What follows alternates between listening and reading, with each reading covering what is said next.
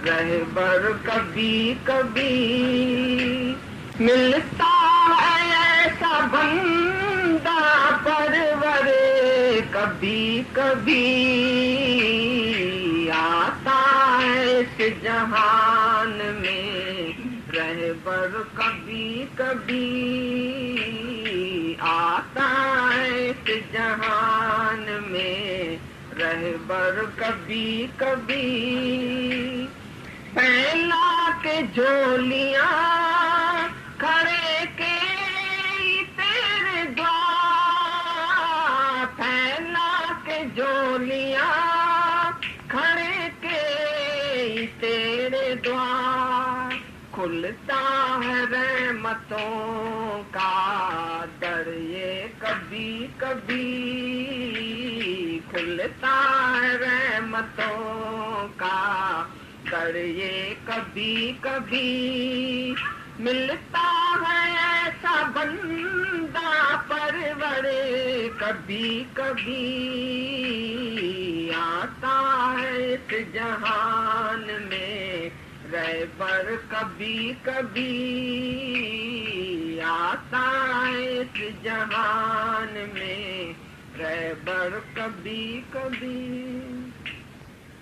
मुँह से तो सभी कहते हैं कुर्बान जाऊं मैं, मुँह से तो सभी कहते हैं कुर्बान जाऊं मैं। करता है कोई जाने निछावर कभी कभी, करता है कोई जाने निछावर कभी कभी। मिलता है ऐसा बंदा परवरे, कभी कभी आता है इस जहान में। रहबर कभी कभी आता है इस जहान में। रहबर कभी कभी खोजे पहाड़ हमने देखा जमीन जमाना, खोजे पहाड़ हमने देखा जमीन जमाना। मुश्किल से हाथ आता है हीरा कभी कभी, मुश्किल से हाथ आता है हीरा कभी कभी। मिलता है ऐसा बंदा परवरे, कभी कभी आता है इस जहान में। रहबर कभी कभी आता है इस जहान में। रहबर कभी कभी लाखों पुकारते हैं आजा भगवान आजा, लाखों पुकारते हैं आजा भगवान आजा। मीरा के लिए आता है गिरधर कभी कभी, मीरा के लिए आता है गिरधर कभी कभी। मिलता है ऐसा बंदा परवरे, कभी कभी आता है इस जहान में। रहबर कभी कभी आता है इस जहान में। रहबर कभी कभी जिस जिसने पुकारा है सच्ची दिल और जान से, जिस जिसने पुकारा है सच्ची दिल और जान से, उसके ही लिए आता है प्रीतम कभी कभी, उसके लिए आता है प्रीतम कभी। ज्ञानी ने मूर्खता में रखा कि जो ऐसा विचार कर रहा है कि मैं त्याग करके जाऊंगा, भोग भोग वैसे त्याग करके घर गृहस्थी त्याग दूंगा तो शायद भगवान को पाऊंगा। और ऐसी धारणा से जो बंधे आता है, तो बोला उसका मूल पुरुष का वैराग्य परिग्रह में देखा जाता है, लेकिन जिसकी देह गलित हो गई है, यानी जिसने देह अध्यास मिटाया है, ऐसे ज्ञानी को कहाँ राग है, कहाँ वैराग्य है। इसलिए वो क्या छोड़े और क्या पकड़े, मुझे समझ में आ जाता है कि मैंने पकड़ा ही नहीं है तो छोड़ूंगा क्या। आगे के सूत्र में इसी से जुड़ी हुई कड़ी है। मूर्ख पुरुष की दृष्टि सदा भावना और अभावना में लगी रहती है। या मूढ़ पुरुष यानी जिसका विवेक जागृत नहीं है, जिसके पास अभी ज्ञान का बोध नहीं है, समझ नहीं है ज्ञान की, तो उसकी दृष्टि सदा भावना और अभावना में लगी रहती है। जबकि स्वस्थ पुरुष अर्थात ज्ञानी की दृष्टि भावना अभावना से युक्त रह करके भी उनके प्रति अदृष्ट रूप से रहती है। बहुत गूढ़ता से समझने की बात है। कैसे ज्ञानी कैसे जगत में रह रहा है, अज्ञानी किन भावनाओं में रहता है। इसीलिए ये जो वचन आता है ना, ज्ञानी अज्ञानी ना ही कर्म में भेद, कर्म में कोई भेद नहीं है उसके, लेकिन भावना में भेद बहुत है। एक खेद में है, एक मोक्ष में। एक खेद करके बैठा है अंत तक, अज्ञानी है तो, और ज्ञानवान है तो मोक्ष यानी वो उससे मुक्त होकर के बैठा है। तो यही बात समझा रहे हैं। मूर्ख पुरुष की दृष्टि सदा भावना और अभावना में लगी रहती है। अब भावना अभावना से मतलब उसको हर समय एक इस भाव से उसका जीवन चलता रहता है उसके अंदर कि ये प्राप्त करना है, ये और प्राप्त हो जाए, अभी तो ये कमी है जीवन में, अभी ये कब कैसे पूरी होगी, ये बात कैसे और आ जाएगी मेरे। तो ये भाव और फिर अभाव, किसी चीज को मन उसको भाव दे रहा है, उसकी इच्छा पैदा कर रहा है, उसको प्राप्ति की जतन कर रहा है, उसको पाना चाह रहा है कहीं ना कहीं, चाहे वो सूक्ष्म में हो, चाहे वो कहीं बहुत प्रत्यक्ष रूप में हो। ऐसे फिर अभाव, क्योंकि किसी को पाने की इच्छा एक अभाव का अंदर में बोध करा देती है कि अभी तो ये नहीं है, ऐसे कब मिलेगी। इसी कारण से वो जो प्राप्त है वो भी उसको अप्राप्त सा हो जाता है। मिली गाड़ी, अब बड़ी वाली गाड़ी मिले और अच्छा मॉडल मिले, लेके आए एक जोड़ी कपड़े, अरे ये दूसरे वाले और अच्छे थे, अरे इसी इसी शोरूम पर चढ़ गए, दूसरी वाली दुकान पर चढ़ते तो बहुत अच्छा था। तो भाव और अभाव में ही उसका चित्त घूमता रहता है, इसलिए वो कहीं तृप्त नहीं हो पाता, संतुष्ट नहीं हो पाता। तो ये मूल पुरुष की स्थिति बताई कि मेरे पास है कितना है, कितने का अभाव है, कितना पूरा करना है, किस प्रकार इन अभावों की पूर्ति करनी है मुझे। इस और उसके लिए अगर उसके अंदर थोड़ा सा तमोगुणी भाव है, दुर्गुण है, अंदर में विषय विकार अधिक है, तो फिर देखो वो फिर छल प्रपंच में भी लगने लगता है, धीरे धीरे कुटिलता आने लगती है उसके अंदर। तभी तो देखो अच्छे खासे भाई बचपन में साथ साथ रह रहे होते हैं, अचानक ही जहां प्राप्तियां शुरू होती हैं उनके जीवन में भेद आने शुरू हो जाते हैं, फिर छल प्रपंच आ जाते हैं। फिर देखो जो बड़ा होगा वो कहेगा मैं इतने सालों से पापा पिताजी के सहयोग में था, मुझे ज्यादा मिलना चाहिए, तू बस इतना ही ले। वो धीरे धीरे बेचारा अपना रौब भी बना लेता है घर में। और भाई अगर ज्यादा छोटा है तो कहता है इसको कैसे दूंगा सारा, ये तो मेरा है, इसका हक कैसे बनता। भ्रम आ जाता उसके अंदर, कुछ पाने का उसको भाव आ जाएगा, फिर अहंकार बढ़ जाएगा उसके अंदर। तो मूल पुरुष के लिए बोला छल प्रपंच तिकड़म झूठ बेईमानी आदि से पूरा करने की कोशिश करता रहता है। वहीं अगर सतोगुण है वो भी अज्ञानी अभी, पर सतोगुणी प्रकृति के कारण वो उनको सही तरीके से पूरा कर रहा होता है, बस इतना फर्क होता है। पर चित्त घूमता रहेगा उसका भाव में अभाव, कभी किसी चीज का अभाव दिख रहा है उसको, कभी किसी चीज का भाव है। अब जो रोज सत्संग का प्रभाव तुम्हारे ऊपर आना चाहिए वो यही आना चाहिए कि हमारी वृत्ति इस भाव अभाव से मुक्त होती जाए, हमारा मन इससे उपराम होता जाए।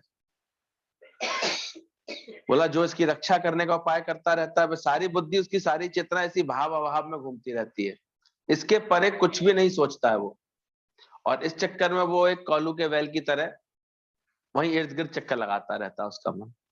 पूरा जीवन देखो किसमें बीते जाता है व्यक्ति, और कैसे पाना है, और कैसे मिल जाए, कैसे प्राप्त कर लूं, कैसे हो जाए।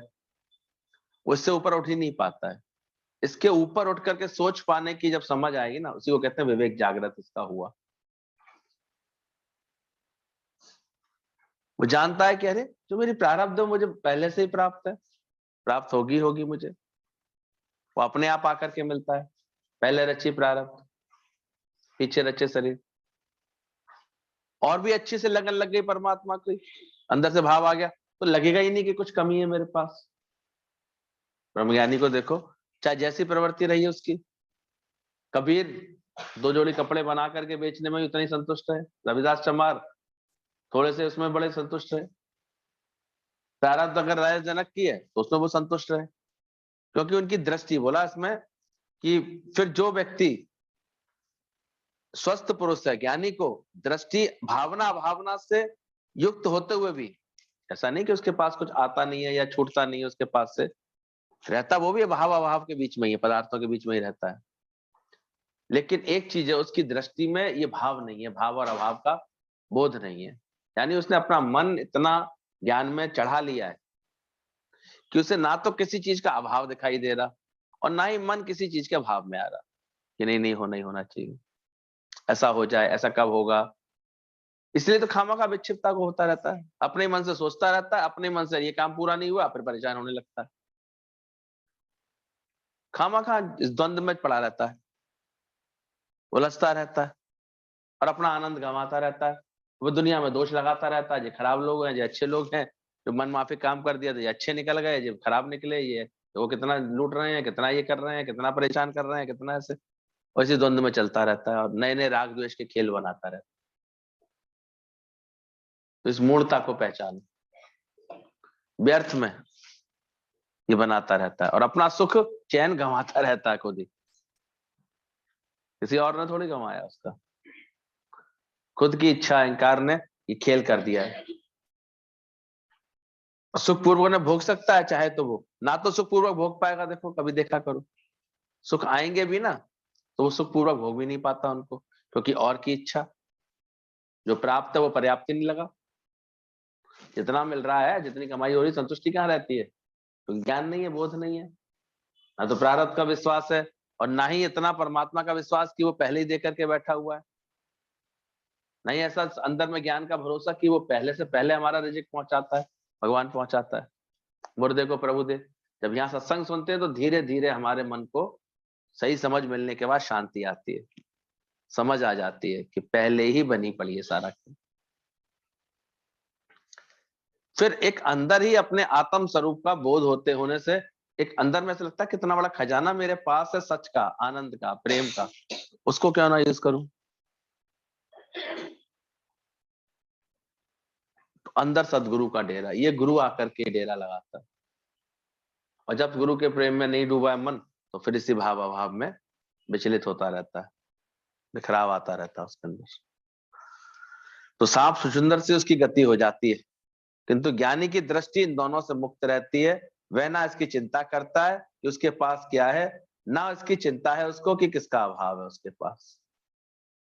देखो ऐसा होने लगा है ज्ञान समझने से, सुनने से, नित्य अभ्यास करने से, कि अगर कोई आकर के अरे तुम्हारे पास ये चीज नहीं है, तो तुम्हें मन ऐसे कमजोरी में तो नहीं आता, या ज्ञान की समझ के साथ रहता, हाँ हाँ सब मेरे पास ही तो है, अरे तुम्हारे जो भाई के पास ही चीज है, तुम्हारे पास नहीं है, मेरे पास ही तो है स्वरूप में, ऐसे ख्याल आने लगा। अब अभाव समाप्त हो गया, अब किसी चीज का अभाव नहीं लगेगा अंदर में,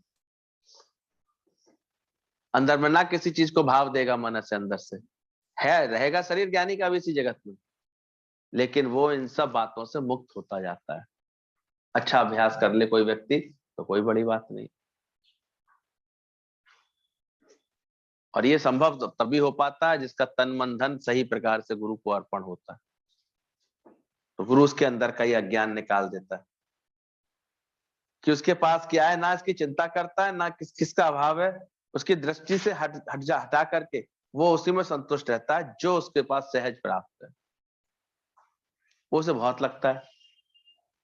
इसलिए हमेशा उसे लगेगा मेरा पर्स तो भरा पड़ा है, बहुत दिया है, इतना है तो है।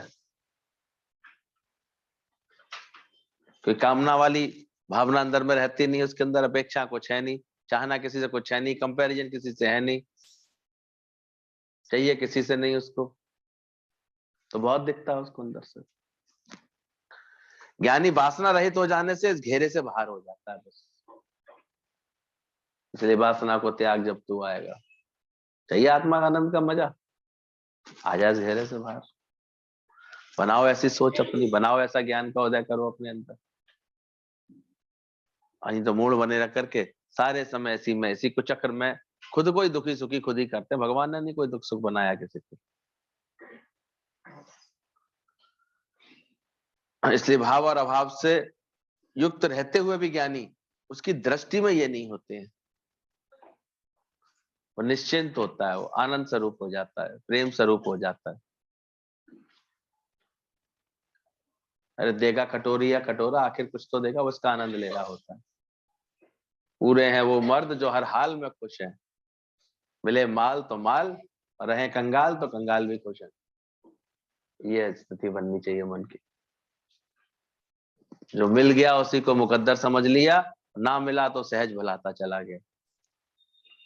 चाहिए आनंद तो ये मिल जाएगा, पर ये समझ बनानी पड़ेगी, और समझ बनेगी गुरु कृपा, इस लगन से, नित्य के अभ्यास से बन जाती समझ अच्छी, खुश रह लेता है इंसान।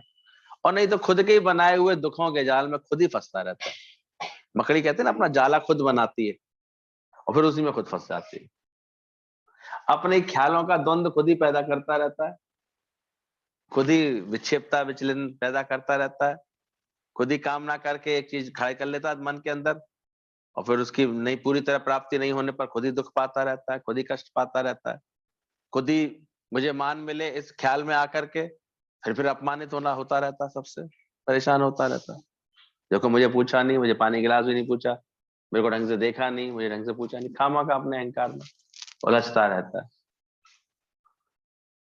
इसलिए ज्ञान का अभ्यास जब कर लेते हो, ज्ञानी के मन सदा आनंद में रहता है।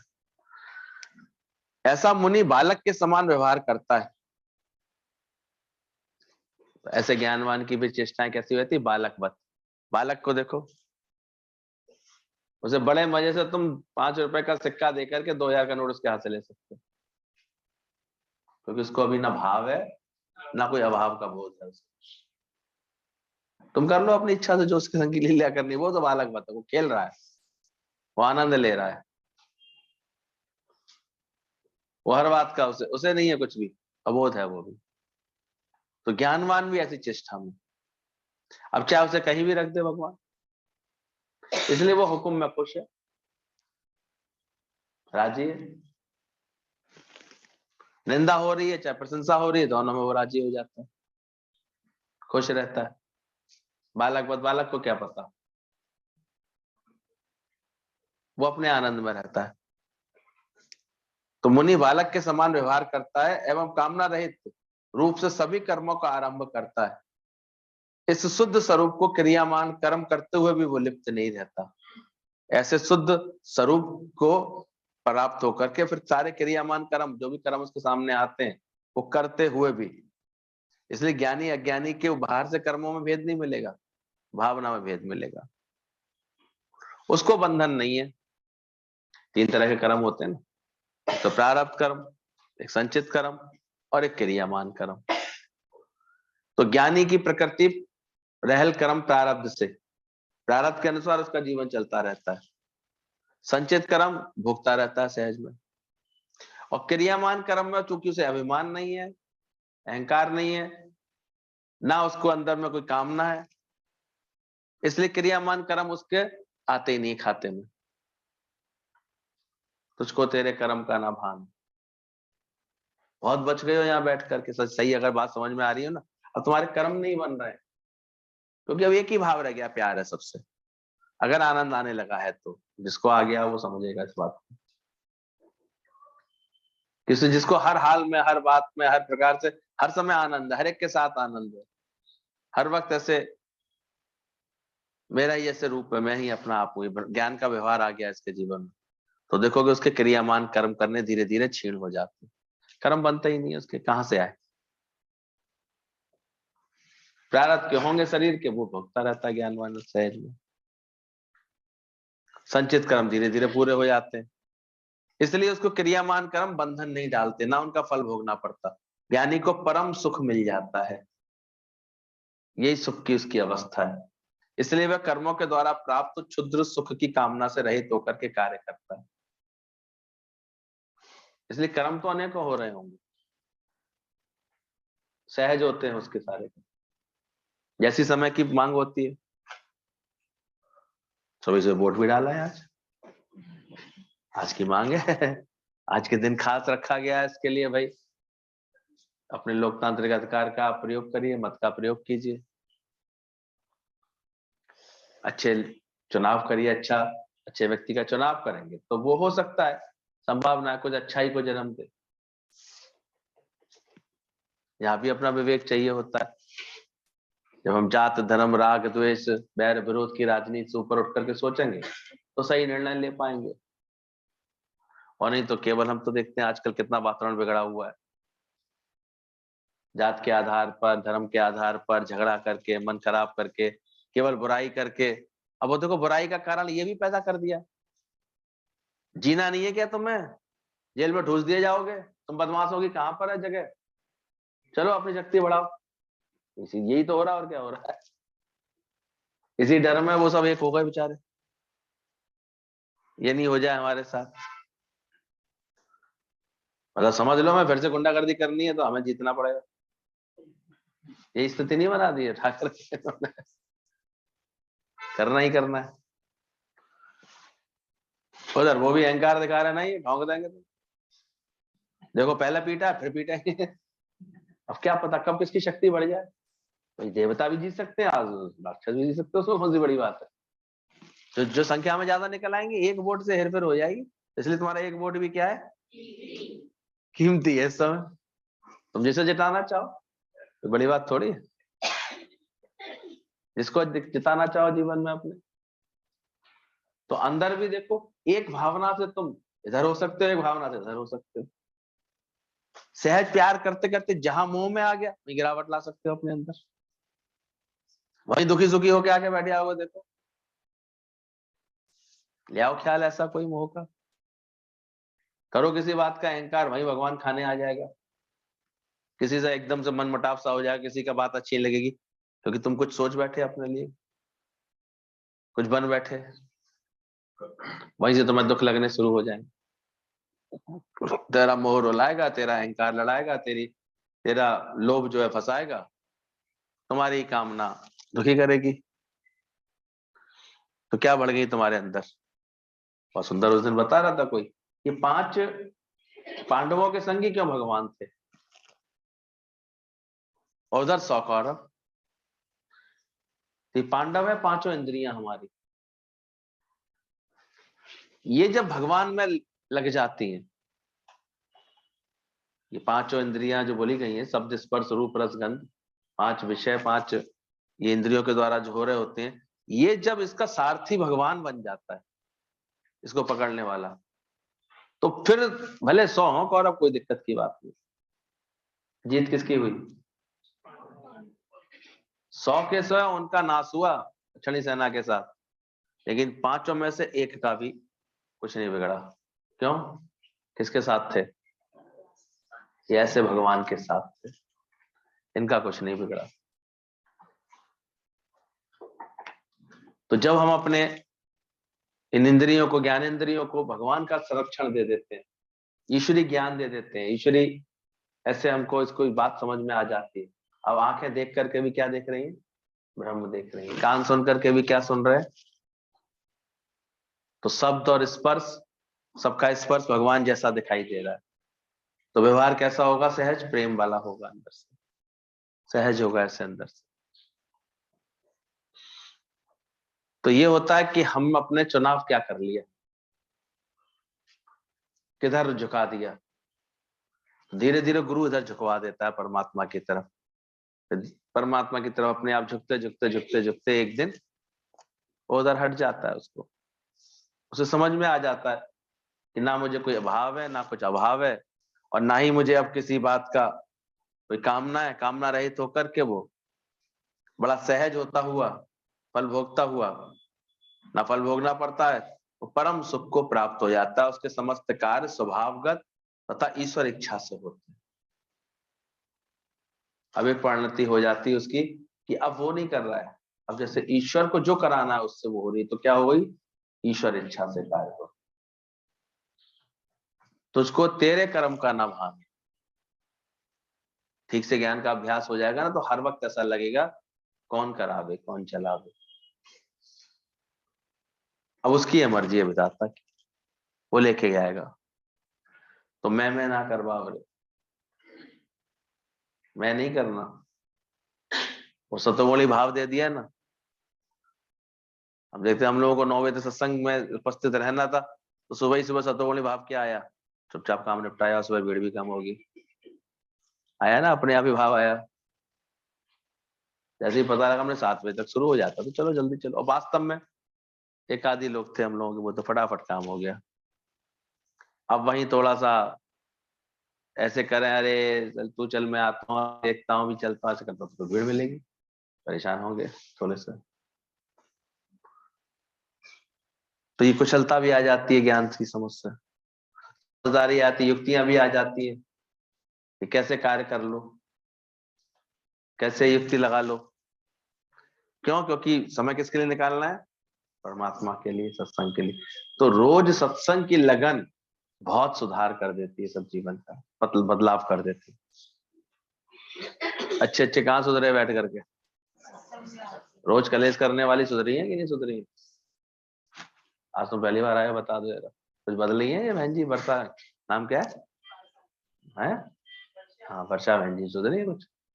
चलो ठीक, नहीं सुधरा तो बता देना या बैठना बंद करवा दो। कहीं मजा तो नहीं आया केवल बैठने का? चलिए समझना, ठीक से ज्ञान का अभ्यास करते जाओ। पूछने की कोशिश की है किसी ने, क्या ब्रह्मज्ञानी के ऊपर माया की परत चढ़ सकती है? क्या गुणवान के ऊपर माया की परत चढ़ सकती है? भ्रम के पड़े हुए प्रश्न सारे। मुक्ति क्या है, मुक्ति कैसे मिलेगी? फिर एक है कि जब जब किसी को सत्संग सहज में मिल जाता है तो सत्संग की कदर नहीं करता, और ज्यादा खींचे तो सत्संग से विपरीत हो जाता है। यदि हमारे घर में ऐसे लोग हैं तो हमारी सत्संग को लेकर के खींच कैसे होनी चाहिए, ये लोग सत्संग के विपरीत ना हो जाए, कि ये लोग सत्संग के विपरीत ना हो जाए। सो भाई रोज रोज अपना अभ्यास देखो, तुम्हारा कैसा अभ्यास है अपना। सत्य तो है, ब्रह्मज्ञानी कोई ऐसे हो भी नहीं जाता है, और ये निश्चित है ब्रह्मज्ञानी के ऊपर फिर कोई माया का रंग नहीं चढ़ता अगर ब्रह्मज्ञानी है। पर उसके लिए क्या उसने अपना समय गुरु के साथ बिताया है, पूरे ब्रह्मज्ञानी गुरु का संग किया है, जिसके संग से उस जैसा हुआ जा सकता है, उसके रंग से ऐसा हुआ जा सकता है। फिर वो धीरे धीरे देखेगा सकल के मध्य सकल के उदास।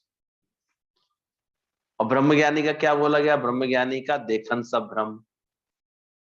तो ब्रह्मज्ञानी कहना, तो शब्द लगा देना किसी के आगे तो आसान है, क्या उसको दिख रहा है? ब्रह्म दिख रहा है, मतलब हर वक्त उसकी ब्रह्म भावना है, ब्रह्म ज्ञान याद है, ब्रह्म ज्ञान की चेष्टा है, हर समय ज्ञान का अभ्यास है, ज्ञान की लगन है उसको अंदर से। क्या रह जाएगा? आपने गुरु जी को ऑब्जर्व किया ना, क्या रह गया था उनके इर्द गिर्द? कौन सा कार्य रह गया था? सत्संग के सिवा कुछ रह गया था? यही रह जाती है बात सारी। इसलिए वो माया नहीं बनती है, कामना कुछ रहती नहीं है, भाव अभाव कुछ होता नहीं उसके अंदर, तो उसको माया की परत कैसे चढ़ सकती है, माया कैसे आकर्षित कर सकती है?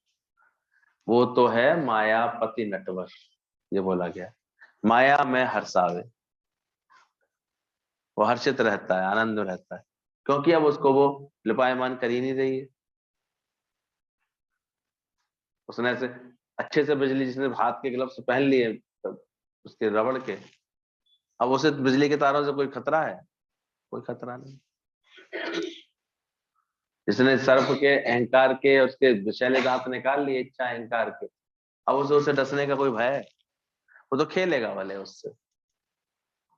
सोई ब्रह्मज्ञानी जो है इस जगत में, इस माया में हमेशा खेल के समान, खेल था खेल डाला ऐसी चाल से खेलता सा रहता है, उसका आनंद होता है केवल, वो और कुछ नहीं करता, वो हर वक्त खेल भावना में रहता है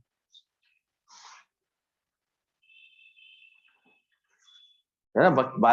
बालक के समान, उसको लिपायमान नहीं करती, उसे कोई चीज नहीं ऐसे परेशान करती। गुरुवान भी अगर गुरुवान है तो उसको माया नहीं पकड़ती।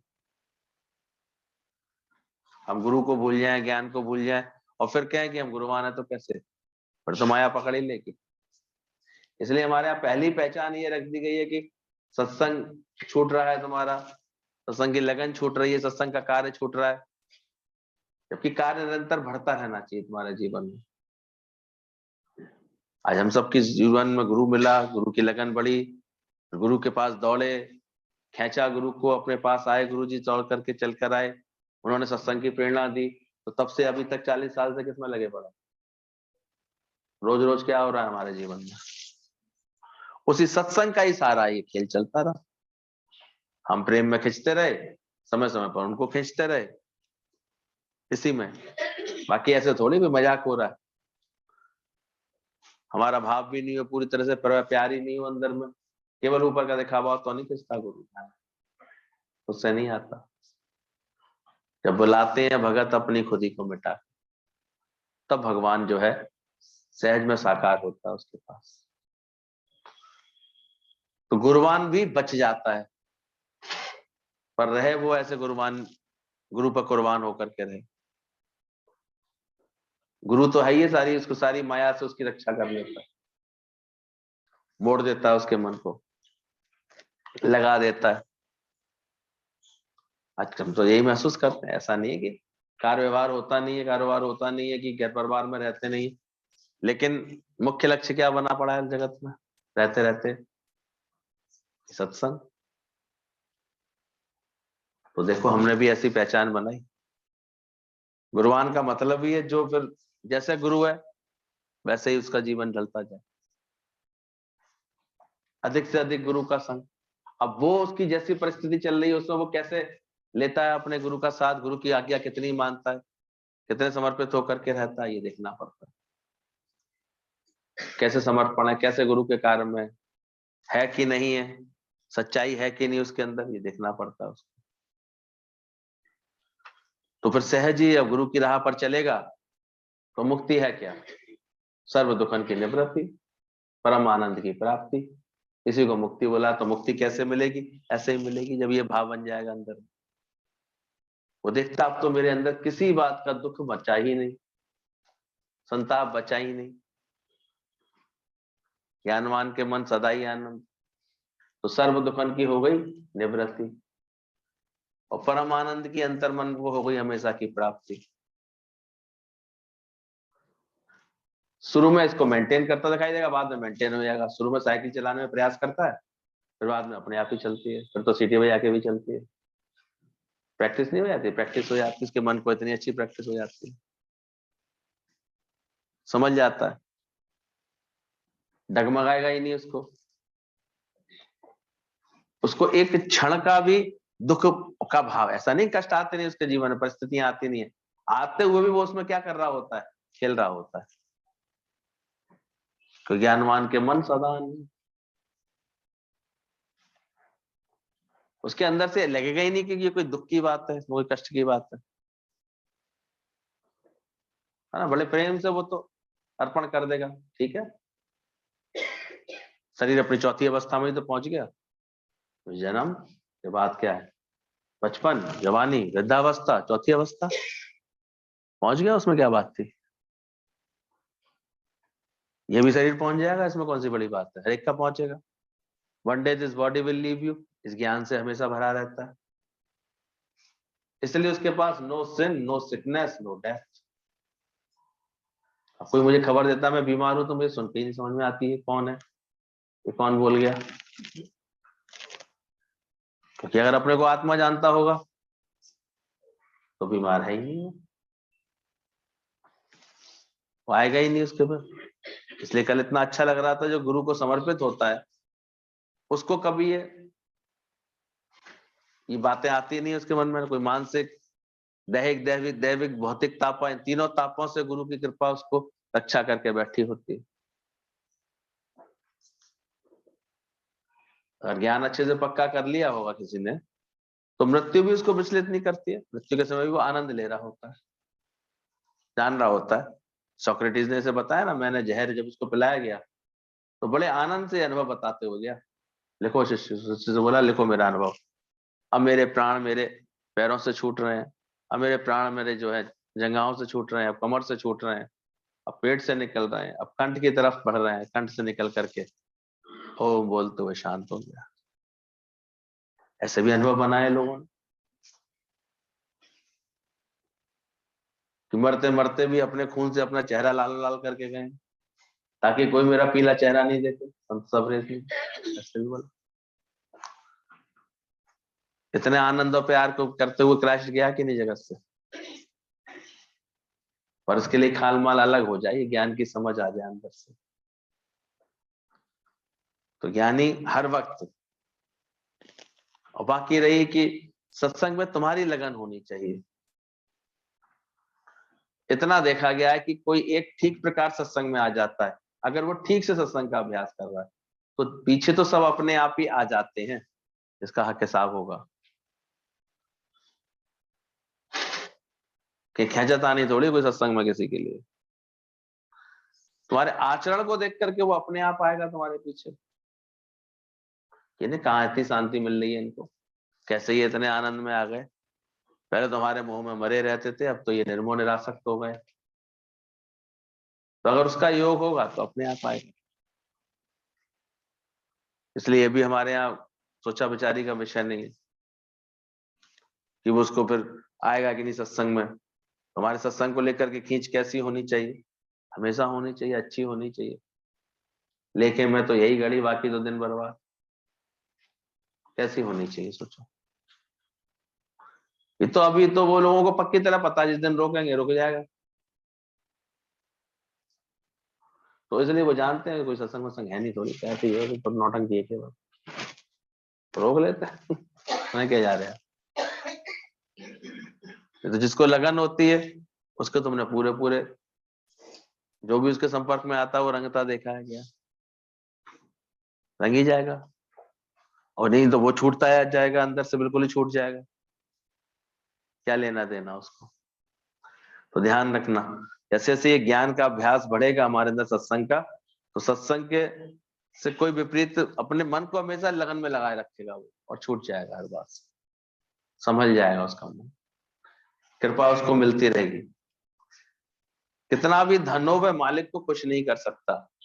संतोष धनी सर्वश्रेष्ठ धन है, अमीरी आनंद नहीं ला सकती। सकल सृष्टि का राजा भी अपने को जाने बिना ब्रह्म का आनंद नहीं ले सकता। इतना स्वयं को जानना आवश्यक होता है। कितना भी धन हो वह मालिक को खुश नहीं कर सकता। Money can not buy bliss. जब ये बोध होने लगता है धीरे धीरे, सुनते, पहले सुने ये बात, हम तो बचपन से अपने बच्चों के अंदर क्या संस्कार डाल देते हैं, पैसा बेटा पैसा पैसा, और पैसा ही बेचारे को दिखता है। उसे हर जगह सुख पैसे के आधार से ही दिखता है, उसे सच्चे सुख का पता ही नहीं चल पाता है कि सबसे बड़ा धन परमात्मा होता है, ये भूल जाता है, समझ में ही नहीं होता उसको ये। इसलिए शुरू से उसी के पीछे भाग दौड़ से शुरू हो जाती है। इसलिए जो थोड़ा भी पैसा कम होते ही विटामिन एम की इतनी कमी हो जाती है, वो कमजोर कमजोर सा हो जाता है, क्योंकि उसे एहसास ही ये करा दिया गया, ये तो सच्चे संगत में बैठे, ज्ञान में बैठे, तब गुरु एहसास दिलाता है, अरे है ज्ञान की दौलत सबसे बड़ी, परमात्मिक धन है। कल बोला था ना, गुरु का मतलब तीनों शक्तियां, तीनों देवियां, उसमें दुर्गा, लक्ष्मी और सरस्वती, ये तीनों का निवास होता है गुरु के अंदर। अच्छा, हमको लग रहा हम लोग गुरु को लेकर के इतने अभी तक जागरूक रहते ही नहीं कि गुरु है क्या, गुरु के रूप में क्या मिला है हमको, हमको पता होना चाहिए। इसलिए जो सही तरह से समर्पित हो जाते हैं वो बड़ा लाभ ले लेते हैं, तो श्रद्धा में भर जाते हैं गुरु के लिए, बड़े लाभ में रहते हैं। गुरु के मिलने का मतलब ही है कि हर चीज का समाधान हो जाता है उनके जीवन में। कल इतने सुंदर ये पॉइंट आए हैं, बोले गुरु की सेवा से, चरणों में समर्पण से इंसान भय मुक्त हो जाता है। गुरु के पॉइंट है, गुरु को रोजाना सुबह शाम ध्यान करने से तीनों ताप, भौतिक दैहिक मानसिक रोग, दोष का नाश होता है। जब हमारा मन रोज सुबह शाम गुरु का ध्यान करता है, इसके लिए लोग इस तरह की चेष्टाएं करते हैं, लेकिन हमारे दादा ने इन सब चीजों को छुड़वाया और बोला गुरु का ध्यान माने स्वयं का ध्यान, अपनी आत्मा का ध्यान। ऐसा आत्म रूप जाना तुमने गुरु को, तुम टिके, अपने आचरण को बदला, अपने जीवन को बदला। बाकी सरल उपाय तो एक फोटो ले आके रख लो, कहते हैं बहुत से लोग ध्यान लगाते हैं सुबह बैठकर। सुबह भाई घर में फोटो ऐसी लगाओ, सुबह उठे ना सीधे सीधे सीधे पहले गुरु के दर्शन हो जाए। शुरुआत तो उसी से होती है बच्चों को सिखाने के लिए, लेकिन गुरु का ध्यान भी क्या होता है। आज हम लोग गुरु का ध्यान करते हैं तो पूरा ज्ञान याद आता है ना उसका। गुरु है ज्ञान का स्वरूप, गुरु है वाणी, विचवाणी अमृत सारे। कुछ लोग सोचते हैं हम शायद बाहर फोटो को पूज लेंगे और ज्ञान पे ध्यान नहीं देते, उसके वचन क्या है गुरु के ये नहीं समझना चाहते। गीता को लेके पूछ देंगे, गीता में क्या लिखा है वो नहीं समझने की कोशिश करेंगे, तो वो धोखा सा खाते रहते हैं। कहते हैं गुरु तो हमने भी करे हैं लेकिन शांति नहीं आ रही है। शांति आएगी कैसी, हमने सही तरह से किया ही नहीं है गुरु को। गुरु को मान लिया, गुरु की बात तो एक भी नहीं मानी, तो क्या शांति आई। तो ध्यान ये नहीं कि बैठ करके चलो हमने किसी रूप को चुन लिया गुरु के रूप में, उसका ध्यान लगाया। ध्यान से जब उनकी बातों को जो मनन करता है, समझता है, उसके वचनों पर अमल करता है, उसके लिए बोला गया उसके दैहिक दैविक भौतिक सारे ताप ऐसे करके छूट जाते हैं। जब उसके अंदर में ये बात समझ में आ जाती है, अंदर से बच जाता है। बोला था इसमें गुरु को रोजाना सुबह शाम ध्यान करने से। अब ये जो हम लोग कर रहे हैं इस समय क्या कर रहे हैं, ये है वास्तविक गुरु का ध्यान, जो हम सुबह भी कर रहे हैं, शाम को भी करना है। पक्का है आज शाम को कहाँ बैठा लेकर आना ध्यान, आ जाना, बुलाना सब साथियों को। तो गुरु का रोजाना सुबह शाम ध्यान करने से फिर ये तीनों रोग हमारे जीवन के, तीनों ताप आते हैं ना, दैहिक दैविक भौतिक ताप, भौतिक दैहिक दैहिक और मानसिक रोग, दोष का नाश हो जाता है। आज देखो सत्संग के नियम में बना हुआ जीवन हो, फिर उसके जीवन को देखो, आप अच्छे से ऑब्जर्व करो। बीमारी भी ऐसे बस तरंग की तरह, लहर की तरह देखा आती है, कभी आती है तो शरीर पर, और बस जाने के लिए आती है, कहता है वो चलो मिल रहे हैं इनसे, वही करो ना, हैंड शेक करके चला जाता।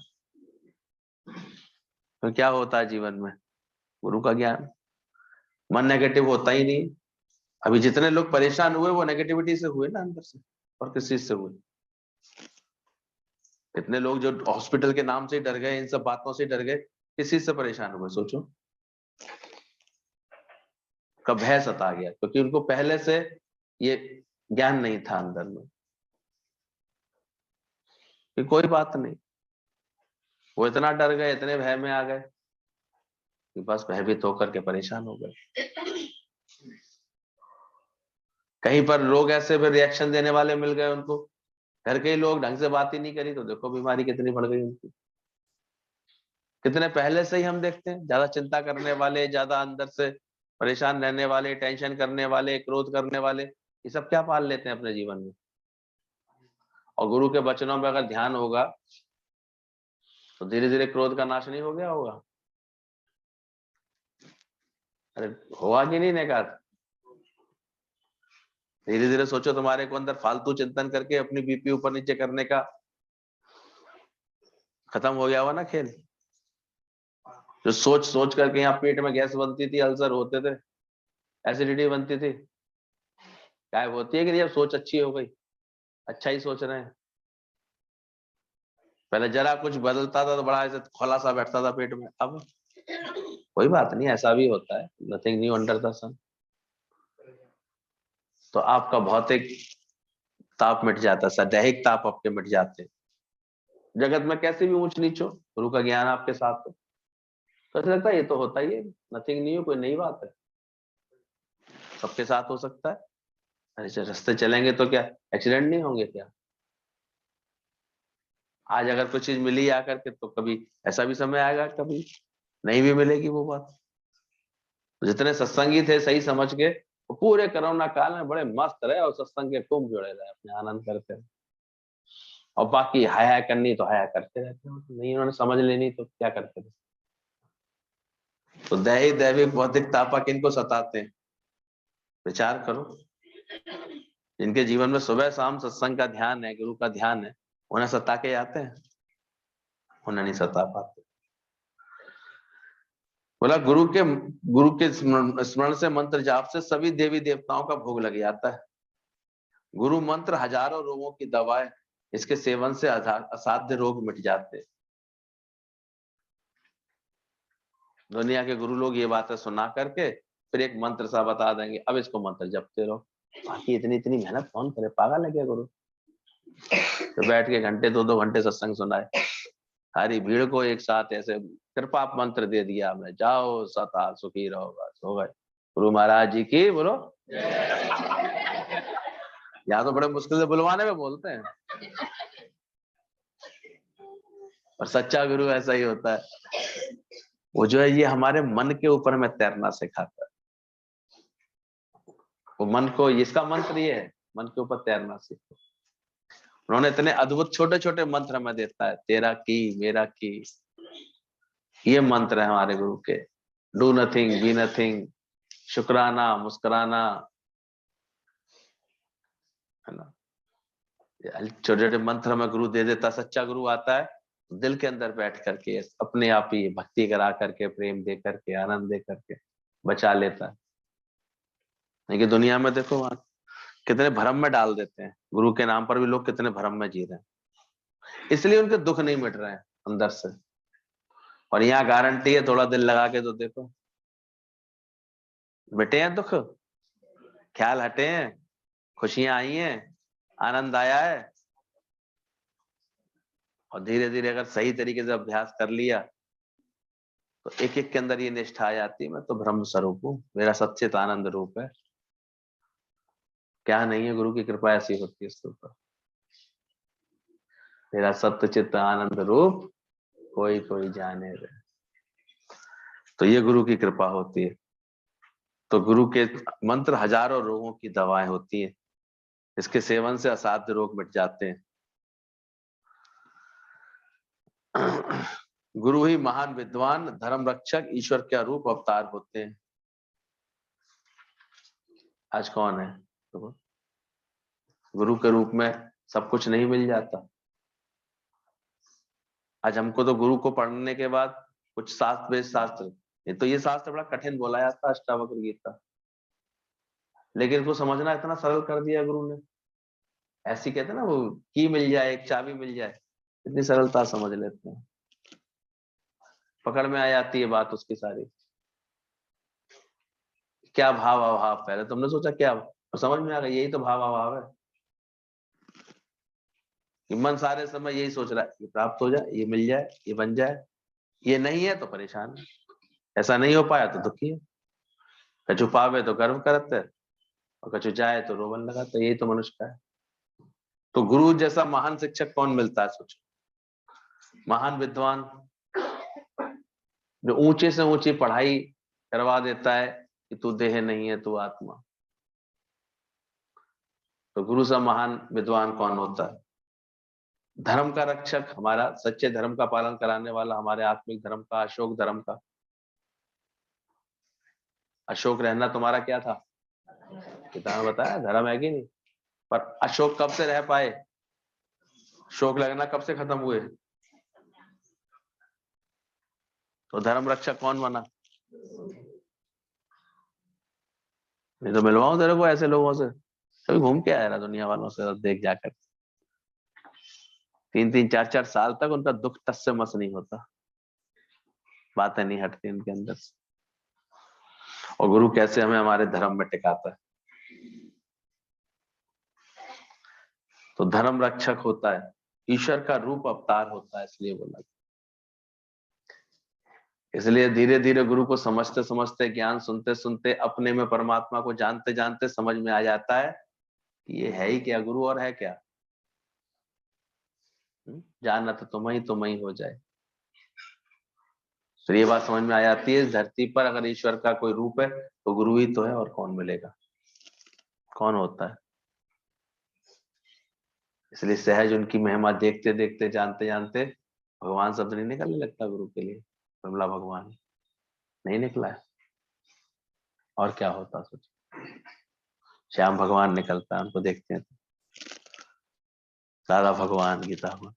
तो वो नहीं चाहते कि कोई बोले भले ही है, लेकिन उनकी महिमा ही ऐसी होती है। गुरु गुरु की भाव की महिमा ही इतनी ऊंची होती है कि अपने आप लगता है। इसके रूप में अवतार मिलते हैं। गुरु की सेवा मोक्ष के लिए ही इस धरा पर देवी देवताओं ने अवतार लिए,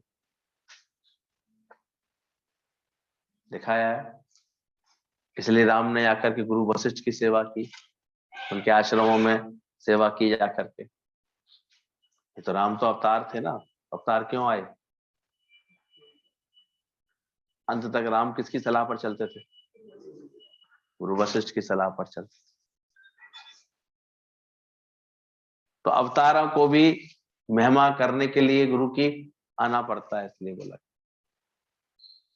गुरु को नहीं आना पड़ता किसी के लिए, लेकिन अवतारों को भी, देवताओं को भी आना पड़ता है। उन्हें भी अपना उद्धार चाहिए तो गुरु की शरण में आना पड़ता है। नारद देव हैं, लेकिन उनकी भी सदगति कब हुई? तब उन्हें कौन मिले? तो उससे पहले उनकी सदगति नहीं बोली गई थी। गुरु की इतनी ऊंची, सबसे ऊंची सदगुरु की अटरिया बोली गई। उनको भी भय मुक्त करने का मैं गुरु सहायक होते हैं। गुरु की इतनी महिमा होती है। कृष्ण पारब्रह्म परमेश्वर होते हुए भी उन्होंने भी आकर के गुरु का मान बढ़ाया। संदीपन गुरु, दुर्वासा गुरु, इन गुरु की शरण में आकर के अपना जीवन बनाया। तो गुरु का जहां में बड़ा ऊंचा स्थान।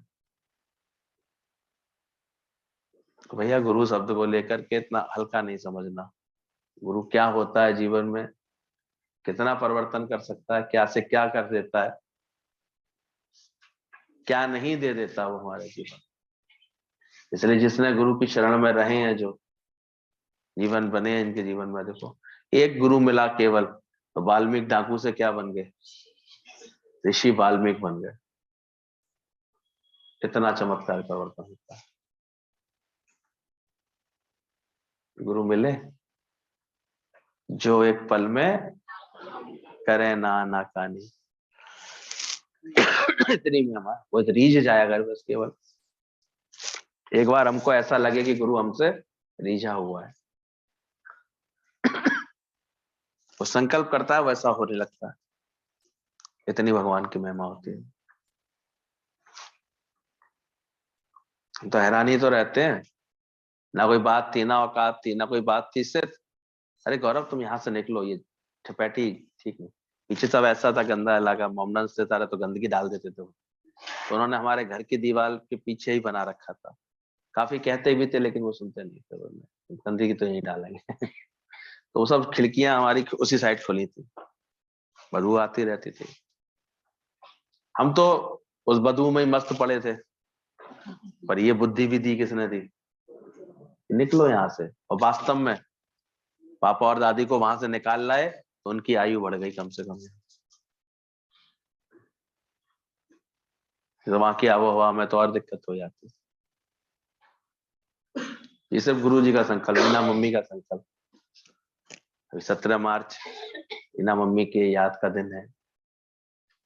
इस बार कुछ अच्छे से प्रकट होगा भगवान। तैयार रहना, ध्यान रखना। तो हम देखते हैं कि कैसे उनका संकल्प था, मुझे याद आती है। अरे तू क्या बाहर जगह नहीं ले सकता? मैंने कहा हाँ मम्मी लेने का विचार तो है। बस उनका कहना हुआ, और दूसरे राउंड तक तो हमने ये जगह लेकर के रख ली थी। फिर दादाजी यहाँ खड़े होके बोल गए तो ये जगह मिल गई। कहाँ परिवर्तन? तो सत्संग का अपने आप व्यवस्था करता है कि नहीं भगवान? क्या कर सकते? सत्संग जैसा कोई चमत्कार है? गंज मोहल्ले सत्संग से ही तो कितनी रौनक है। वरना क्या होता है? पूजा पाठ तो और भी लोग करते हैं, जो सुख पाए और राम, जो सत्संग से आया वैसे आता था, कुछ मिलता था उसमें? तो सारा शुक्राना गुरु का करना हमेशा, जो भी जिसने भी सच्चे गुरु की लगन रखी है, प्रेम रखा है। देखो, जिसने गुरु के सत्संग को मान दिया है, प्रेम दिया है, जैसे भाव दिया है, देखो उसको इतनी गुरु की महानता होती है। तो अंदर से समझ लेना, गुरु की सेवा, मोक्ष के लिए इस धरा पर देवी देवताओं ने अवतार लिया है कि कैसे हम गुरु की सेवा कर लें और मोक्ष पद कैसे पालें। और गुरु मिलता ही मनुष्य योनि में, और कहीं नहीं मिलता, ये भी है। ब्रह्मा उसको, नारद जी को भी किस रूप में मिले सोचो? उनसे बोला गया, धरती पर जो पहला युवक तुम्हें दिखाई देगा, पृथ्वी लोक जाओ, वो तुम्हारा गुरु है। और जब आए वो, तो उनको वो मिला, वो नाली में पानी डालने वाला भिस्ती। तो नारद जी को लगा, अरे ये कैसे गुरु हो सकता? मैं तो भगवान का इतना बड़ा भगवान, हमेशा एंटीना खड़ा करके चलता हूँ, पूरा मेरी तार जुड़ी रहती है, नारायण नारायण करता हूँ, तुरंत भगवान के पास पहुंच जाता हूँ। अब बताओ, ऐसे व्यक्ति के लिए उसे गुरु कौन से मिले? भिस्ती। तो शुरू में तो अश्रद्धा आना स्वाभाविक था, लेकिन फिर बुद्धि ठीक कर दी भगवान ने, अपने आप ही समझ में आ गई, गुरु ही मुक्त कराएगा। फिर आए गुरु की लगन में, सेवा करिए करी। फिर देखो, तो एक तो ये गुरु जो है परमात्मा की तरफ से निश्चित होता है, पर वो मिले और हम उसे पहचान लें, ये कृपा अपनी होनी चाहिए। गुरु के द्वारे तेरा आना ही बहुत है, इतना बोला गया। इसलिए गुरु जब मिल जाता है तो वो क्या से क्या कर देता है। वो हाँ कह दे तो हाँ, ना कह दे तो फिर ना। क्या नहीं दे देता वो, सोचो जीवन। सबसे बड़ा तो यही आत्मज्ञान का ऊंचा पद दे देता है। ना पूछता कोई तेरे मिलन से पहले, कौन गौरव भैया, कौन से मोहल्ले में, कौन सी गली में पड़े थे? कुछ पता होता किसी को? तो कैसे पता लगता है कौन? ये गुरु की कृपा हो। कोई जानता चारू ऐसी चीज को?